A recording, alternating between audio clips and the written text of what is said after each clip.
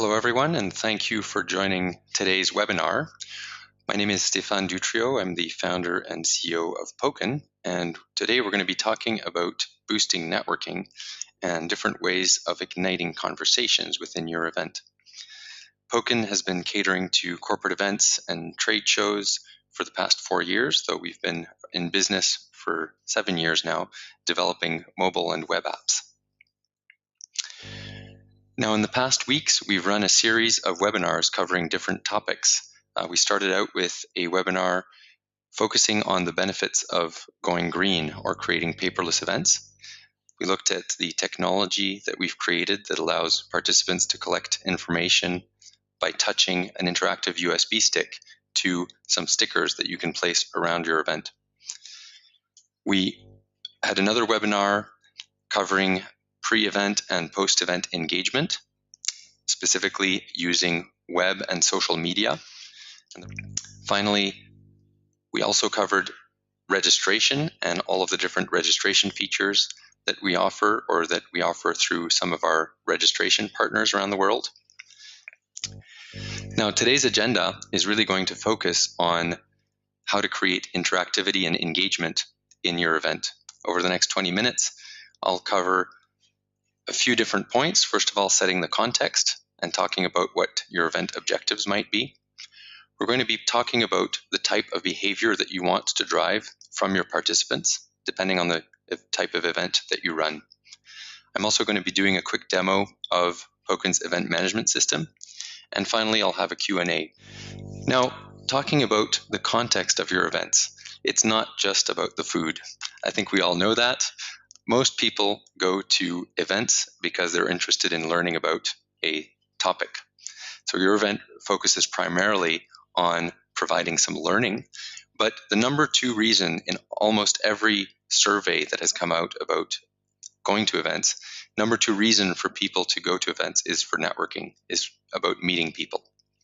So you need to focus on creating the type of atmosphere in your event where encounters happen, not just through speed dating or speed networking sessions, but most importantly, foster an environment where natural encounters happen. The most high quality networking is networking that is spontaneous and that is not done in a very controlled manner through speed dating. What you see here as a simple example is a picture from an event, a trade show that we've catered to for the past several years, a customer called Afflink, and you see a simple check-in, meal check-in. Now, this is done through our interactive tools. You see the lady extending her arm with a USB stick, interactive USB stick, that she's touching to a check-in tag. Now, this is done in a creative way that actually generates an opportunity for conversation.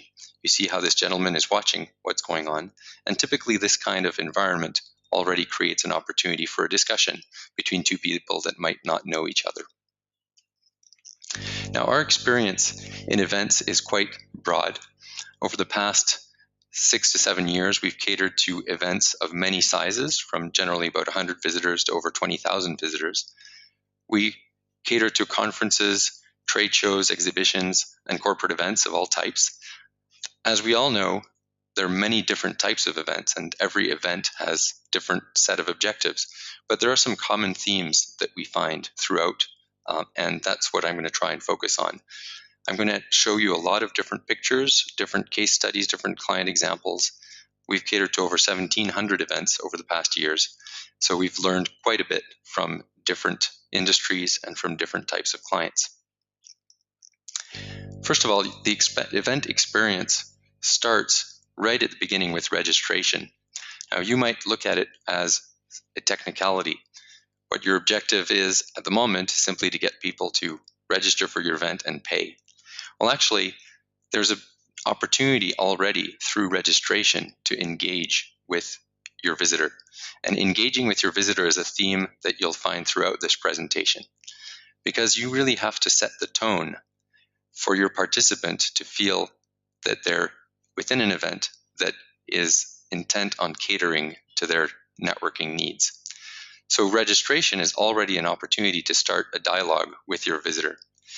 In the picture here, you see this lady registering on site through a tablet. This is a small event. You can see at the very bottom, it's a TEDx event hosted by Johnson & Johnson, about 200 people, so registration is very light. But most events you'll register through the web, through a multi-step process where the participant will, of course, enter their information and then probably go through some payment process. But this is an opportunity to get some feedback already. So a lot of clients we find are now inclined to include a survey during the registration process.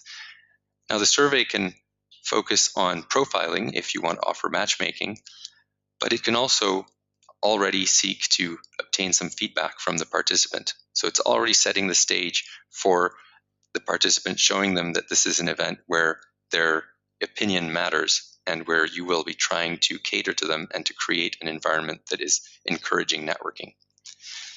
Now, through the survey, you might also want to have participants pre-register for sessions, and that's an important data element because you can already start learning about which of your sessions are popular and which sessions might not attract so much interest. There are many services that you can think of offering through the registration process, and it's the type of services that you offer through registration that already indicate to the participant what the nature of the event is going to be. Are you offering meeting scheduling? Are you offering matchmaking? These are services that clearly show the visitor that you're going to be helping him meet relevant people. Some other clients of ours like to include exhibitor highlights during the registration process. So this clearly shows that they're intent on helping their exhibitors make themselves known and find people to meet. Driving behavior and engaging your participant, as I mentioned, starts at registration through setting the tone and creating a context, but it goes well beyond, of course, through all the different activities that you plan for your event. It's very important to set objectives for those activities, not just create activities that you think might fit in the topics that you're presenting, but to actually think of what the individual objectives of your participant may be. Why are they coming to your event? What do they want to achieve? What do they want to walk away with? So can you be providing activities that are helpful to your visitor, helpful in achieving their aims? Some clients will offer, for example, scavenger hunts. And scavenger hunt might be fun. That might be the focus that they want to have. Or the scavenger hunt may take a useful twist because it can be used to drive the visitor to discover a certain set of people or exhibitors or activities or documents that are relevant to him. And this visitor is going to walk away with a sense that they got more out of the event if you've thought ahead of time of what they want to achieve. On the exhibit floor, there's some important behavioral elements to be aware of as well. The exhibit floor is where you clearly have buyers and sellers. You have buyers and sellers that are interacting. The exhibitors are there because they want to meet buyers for their products. So what tools are you providing to enhance the buyer-seller relationship and to drive the behavior? Are the buyers simply walking around randomly, browsing, dipping into a booth for a quick conversation? Or are you providing some tools that help them find specifically the sellers that they're interested in or the products that they're interested in? We have a lot of clients that have hosted buyers at their shows, and often the hosted buyers have to commit to conducting a certain number of meetings. So if you provide the tools that make that activity a little bit more effective, you may have participants that are, in the end, more content with what they've achieved during the show. Now, the buyer-seller behavior, of course, happens on the trade show floor because that's what it's there for. But networking also happens everywhere else in your event. And in general, there's just as much, and if not more, networking that happens off the show floor as on the show floor. And that's one topic that we're quite fond of and quite proud to cater to because we've built a set of tools that are very effective off the show floor. Typically, you might have an exhibitor scanning badges of the visitors that come onto his booth. But with the tools that we provide, the interactive USB sticks, you can actually be collecting leads anywhere, in the aisles, at lunch, at breakfast, in the bar in the evening. So you're enhancing and increasing the number of leads that every individual collects, because you're recognizing that the lead generation is not happening only on the trade show floor, but that every single day of your event and every activity is an opportunity for your participants to be meeting relevant people. Now, you can enhance the event by offering opportunities to meet more people or to interact with more content, but you can also drive behavior by providing more quality encounters. Overall, the more people your participants meet, the higher they grade your event. So events where the participants feel alone and are sitting in a corner not doing much, they will tend to grade your event lower than those events where they've had a chance to meet many new people. I mentioned the quality of the interaction. What you see in this image here, it's a very busy image of a trade show floor, but what you see here is this gentleman collecting a document digitally. So he's using his Poken, his interactive USB stick, touching a flyer or brochure to collect it digitally. You also see this lady, the exhibitor, who has her hand extended so that she can exchange digital business cards with the participant. So this buyer, presumably this person who has come up to this exhibitor, will walk away with more information, more quality information, and more contacts. So they're going to walk away with an enhanced experience and overall a much, much better feel as to what they've achieved during the event. I mentioned a couple of features of what the Poken device offers. We typically refer to the Poken, or the interactive USB stick, as your digital business card and your digital briefcase. So in a lot of the pictures that I show you, you'll see these features where people are collecting documents and they're collecting business cards. This example here is a combination of two different types of events, and this is just to show you that this type of behavior is exhibited and appreciated by people from very different backgrounds. At the top, you see a business setting, business networking, people interacting, exchanging business cards, and enjoying it. At the bottom, you see a sporting event. That's the Youth Olympic Games, where we're using the same technology. And again, the athletes here are meeting, interacting. In both cases, the tools help break the ice. They help facilitate networking. So networking is something that's very natural and that is common across all types of events. Any type of person, whether they're a 60-year-old businessman or a young athlete, everyone enjoys networking if the context is right. As I mentioned, networking should be happening anytime and not just during speed dating sessions. Speed dating sessions might be a great opportunity for you to showcase your matchmaking tools, or to show your participant that you're mindful of their desire to meet new people. But the reality is that the higher quality interactions, the higher quality meetings typically don't happen during the speed dating. They happen in an offhand way anytime during the event. And that's why you want to create an environment where people are naturally more relaxed, more open, more engaged. This event here you see is the YMCA General Assembly trade show in the US. There were about 3,500 participants. Most of them were buyers from all the different YMCAs from around the country. And the people that they're interacting with are mostly exhibitors, which are suppliers that cater to the YMCAs and that sell many different types of products to the YMCAs, anything from sporting equipment to insurance policies and toilet paper and so on.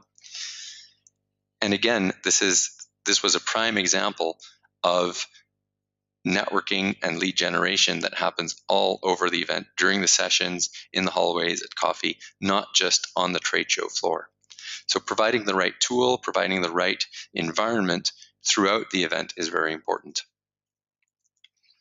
Now, networking is great for the participant and providing this tool to enhance engagement and fun. But one of the great benefits of going digital and providing additional digital tools is that the organizer has much better view of the results of their event. So what we do through our platform is not only enhance networking and lead generation, but we provide tracking and real-time metrics that help the organizer understand the behavior of their participants and understand the dynamics of their event. Anything from measuring networking, measuring engagement, to tracking who attends a demo or a specific session. All of this is very, very important information, and we've helped countless clients from one year to the next improve their show by looking at those metrics and considering them and trying to figure out what is working well and what can be improved in their event. So driving behavior is really a big part of our business, helping our clients find the right way, the right methods, the right tools to engage their participants. Here you see a fairly large event. This is the International Liver Congress, which we've catered to for the past 2 years. It brings together about 10,000 doctors and hepatologists, cardiologists, and about 45 exhibitors of the likes of Novartis and other companies in pharma, so AstraZeneca, Bayer, and so on. And you see that engaging the participants can happen at an individual level or at a session level. Here at the plenary session, participants are encouraged to meet and interact with the person on the right and the person on the left. This is a way of increasing the engagement and the interactivity and encouraging the participants to meet new people. Often you don't know the people that you're sitting right next to during a plenary. And marking that occasion by exchanging business cards is a great way to help people help break the ice and make it a fun, interactive event where people are truly encouraged to engage and interact.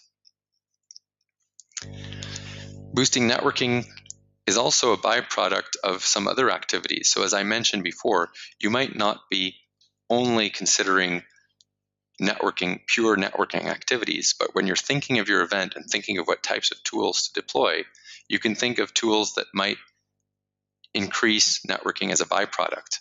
And this is what we do through digital document collection. So the ladies here you see are picking up a flyer or a brochure by touching their USB stick to that touch point. Now, first of all, they're interacting in a pleasant way. It's fun, it's simple.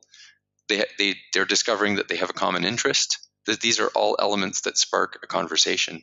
They might not know each other, but just through the act of being there and collecting the same material might be an incentive to strike up a conversation and get to know each other. So delivering tools that allow the visitor to do things in a simpler way, in a light and unintrusive way, helps networking and helps foster the right type of environment for your event. This event here is another medical industry congress, fairly large one, again with about 12,000 visitors and about 80 exhibitors. Now, bringing technology into your event to enhance networking and enhance and drive other behaviors is great, but you have to make sure that you're bringing in the right technology that can drive those behaviors. Imagine this same scenario where the visitors are collecting the documents by scanning the QR code. You can see a QR code there on the wall. Well, pulling out your mobile phone is a very individualistic activity. When you have your mobile phone pulled out, the people around you don't know if you're checking email or if you're about to answer a phone call. And often if you are scanning some information, if you're scanning a QR code like the one on the wall there, you might spend some time staring at your screen, reading some material. That's not actually fostering the right activity. The reason you're at this event is not to be staring at a screen. The reason you're at this event is to be interacting with people. So driving behavior the way we tend to do it by providing a very simple tool is a way that we've found to be much more effective, much more reliable in generating conversations, creating interactivity. You have to be careful with mobile because you might be pushing your participants into the wrong type of behavior. Collecting documents is also a conversation starter, as I mentioned, for a number of different reasons. First of all, it sets the example. You see this hand on the left that's holding a USB stick, the interactive USB stick we call the Poken, and touching the touch point there to collect a digital document. Well, that's something that other people around this person are observing, and they're learning how to do it. But they're also discovering that that person who's there has a common interest with them. So collecting digital documents is actually an activity that has a better chance of going viral, in a sense, than having paper at your event.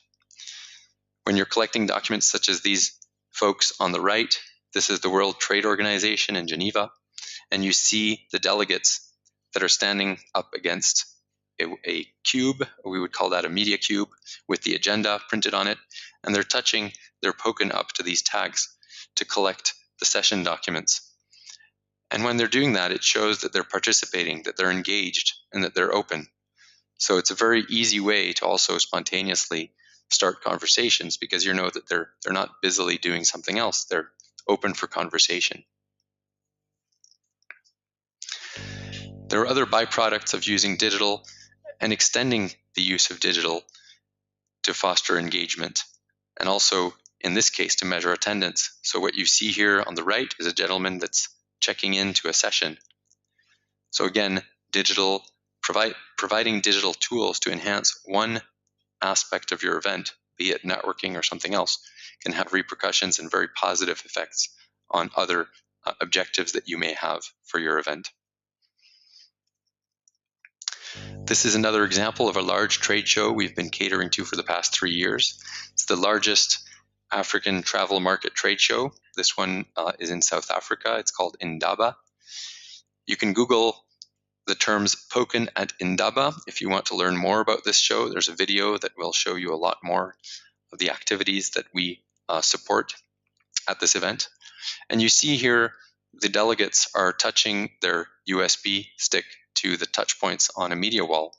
And this is providing feedback, providing amazing metrics to the organizer. It's fantastic engagement data that can be mined.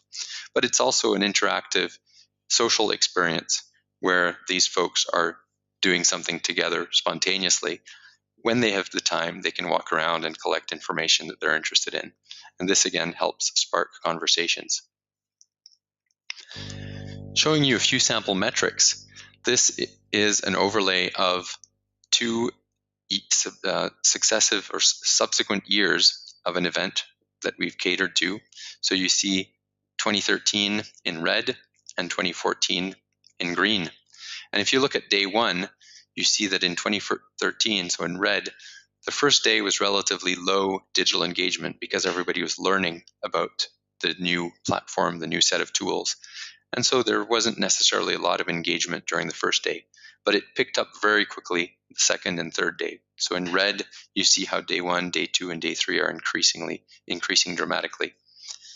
In green, you see the next year. So green was 2014, and you see how digital exchanges got off to a great start already on the first day. So building the right behavior in your event and using a set of tools year after year can help drive a certain behavior that enhances over time. Here you see on day 1 over 8,000 interactions on the first day, and then 12,000 interactions or more on the subsequent days. In terms of simpler metrics, the Go Green message that we support with the idea of eliminating paper and helping participants collect information digitally allows you to publish some very simple but very striking metrics. In this case, for example, 27,900 brochures were collected digitally instead of being picked up in their paper form. So you're saving a lot of paper, saving a lot of waste. There are many, many more metrics that can be generated from an event that goes digital, especially when you have networking and interactive tools that are used throughout the event. This is an example here at the bottom of the networking patterns for a 3-day event. You can see how the networking happens in between sessions and how the distribution of the networking is from the first day to the last day of the event, first day, second day, and third day. And you see different categories of participants and what their networking patterns are. There's phenomenal richness in the data that you can collect from using digital tools.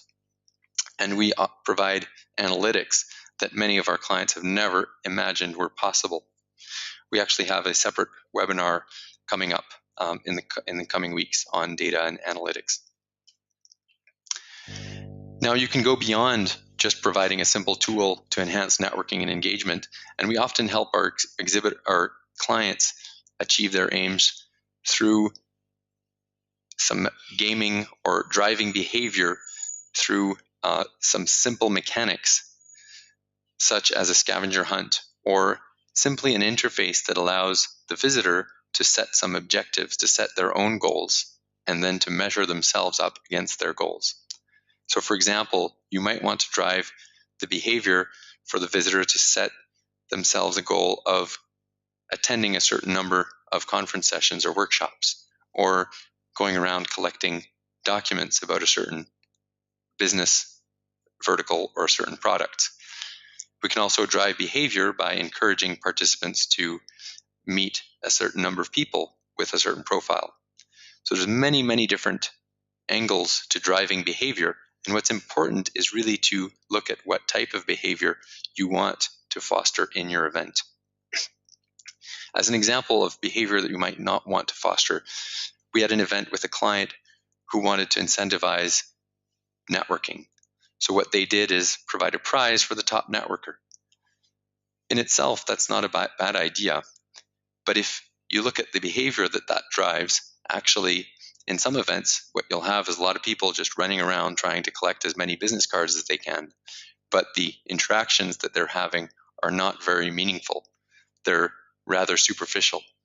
So you're driving a behavior that is probably not the behavior that's the most effective for your event. So these are things to keep in mind, and these are things that are very important to consult with the folks that have experience delivering these types of experiences, so that you can make sure that you're creating the right set of rules to drive the right behavior in your event. Through incentivization, you can encourage participants to sign up to more activities, to participate in more activities. So there are some very positive things that you can achieve by incentivizing participants to set goals and then to try and achieve their event goals. Now, we also provide a mobile app so that you can follow a lot of the different event or gather event information and view it on your mobile. But what's important is to make sure that the mobile experience is not overbearing. So I mentioned earlier that mobile behavior is tricky because you can provide a richness of information, but you don't want to encourage your participants to be staring at a screen. What I'm showing here is simply that you can follow your progress, for example, in the mobile app, and see where you stand in terms of collecting the achievements that you have set out to collect. You can also create your own schedule or view the event schedule, sign up to sessions, and so on. So there's a lot of very useful tools on mobile. You just have to be careful to make sure that you're, again, driving the right behavior through the use of mobile. We spoke of a number of different ways of engaging your participant. This is just another example of driving behavior. This is a large client we've been catering to for the past several years at different trade shows. And here on their booth, what they use our platform for is to drive visitors to the booth and then track what activities and what documents the visitors are collecting on the booth.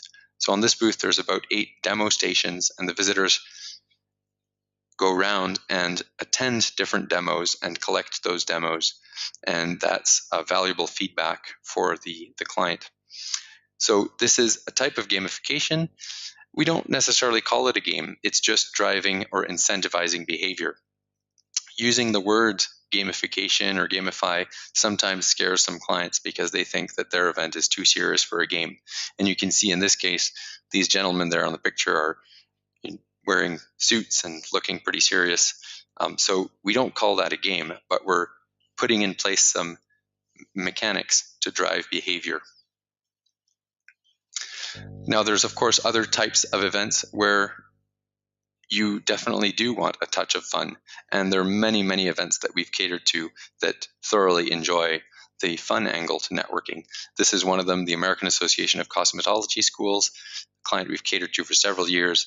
And at their trade show, they have the interactive USB stick, the Poken, with different little character caps. And that creates a great environment where the participants go around and swap caps and try to get the cap that they feel resembles themselves the most. So definitely a touch of fun is something that you can put into your event.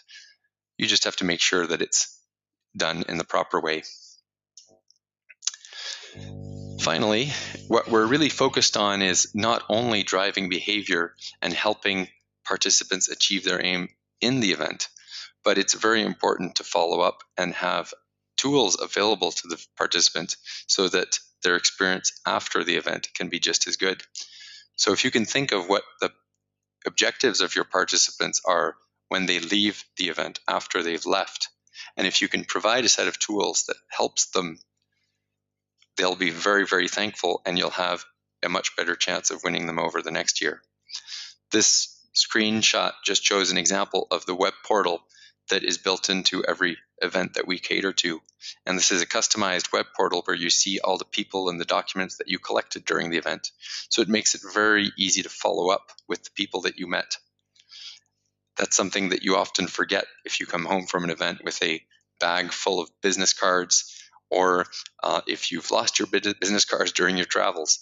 If everything is stored in your account digitally and you receive a reminder email informing you that all of your contacts are in your account and ready to be followed up with, it's certainly much more effective.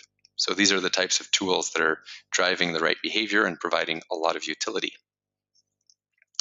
As I mentioned, we've catered to over 1,700 events, so we've gathered a lot of experience with many different brands. You see some of our clients up here on the slide. And we've provided a number of different tools. I've been talking a lot about the networking and engagement in this presentation because that's the topic, but actually we do a lot more than that, and that's why we call ourselves the Green Event Platform, in that today we have a very full set of tools that caters to all of the different angles of an event, from registration to badge printing, meeting scheduling, check-in and course credits, attendance tracking, mobile apps, and so on and so forth. So a lot of these tools are interconnected. They're all part of one platform, and they benefit from having a very seamless flow and very seamless experience for the participant. I've switched over to my web browser here, and I have a couple of different tabs open. I mentioned the event portal that the visitor can log into to view all of the documents and people that they've collected. So this is the visitor experience. When the visitor leaves the show, they're able to plug in their USB stick and then view all of the people and documents that they've collected. So this is just a little snapshot of that experience. And I mentioned driving behavior. So what you can see here, amongst many other tools that are provided to help the participant with his enhanced experience, you can see here the gamification, or how we drive behavior. At this specific trade show, the visitor was incentivized to collect at least 5 exhibitors, to collect at least, or check in to at least 8 sessions, collect material from at least 20 sessions, and then answer all the surveys. So they would have been doing this by using their interactive USB stick and touching the touch points in all of these locations. So you see here how the little circles fill out when the participant is completing these activities. And in doing so, unlocking different levels of prizes. So all of these tools are built into our platform and very, very easy to use. Now that's for the participant experience. Among many other things in here, I'm just going to switch over to the organizer experience. So this is the Poken Event Manager, and this is the backend, or this is the tool that you would use if you're organizing events. And I can just show you an example. I'll go into a marketing event here so that I can click in and show you some data. But if you're the event manager for an event such as Expo Next, you would be seeing each of your events here as the organizer, and then clicking in to access all of the different tools for managing the event. So I mentioned managing registration, managing badge printing, the exhibitors, and so on. So all this is contained in this tool. So if I go into the attendee, when the attendee arrives at the event, a hostess might be welcoming this person, or they might just walk up to a tablet. And when you pull up that visitor, you can print their badge instantly through this tool. So here I'm just showing you what the badge looks like in a PDF format. It's a single sheet with the badge at the bottom, so it can just be folded and placed into a pouch, or it can be printed on butterfly paper, which has an adhesive bottom part, so the badge can be peeled off and folded in half and used as a cardboard badge. So this is an example of the richness of the tools that are available, from registration to badge printing, managing exhibitors. So if you're running an event that has exhibitors, you might upload all of your exhibitors into the platform, and then each exhibitor will receive a login so that they can manage their own profile, their company profile, upload their logo, put in a description, upload their documents, their marketing documents, and then their staff, and so on. So you can offload a lot of work to your exhibitors or to other folks in your team, because there's a multi-level access to this tool as well. So you can have different levels of access for different team members. You can manage speakers through this tool, so you can create each of the speakers that are going to be in your event and have them create their profile and upload their biography. You can create the event agenda through the agenda builder, and this allows you to create the agenda and define what the speakers, who's the speaker for each session, and then all of this information will appear both in the mobile app and in the web portal in a nicely laid out, so nice interface that's of course less technical than the interface you see here, because this is the organizer tool. So it's an interface that's adapted to the visitor. There are other tools in here that relate to extracting all of the reports from your event. So this is where you would also either export the raw data, so you can then play around with it in Excel or business objects or another data management tool, or you can generate charts and graphs straight from the tool here. We're happy to schedule one-on-one calls or one-on-one webinars to provide you with additional information or consult absolutely free, discuss your event, and see if we can provide any insights or any helpful information for you. You can find a lot of interesting information about different clients that we've catered to at the links that I'm showing here on the screen, poken.com/magazine or poken.com/videos, as well, of course, just poken.com on our website. And please, if you have any questions or if you want to schedule a follow-up meeting or follow-up call, you can contact us through poken.com/contact. We will route your request to the person in our team that's in your local area. We are a global company. We have offices in 10 countries, including several European countries, the US, Latin America, the Middle East, South Africa, and so on. So we're able to cater to you locally if you have event needs, and we're happy to do so. So please don't hesitate to contact us. Take a last little look at the interface. I still don't see any questions, so I just want to thank everybody for attending.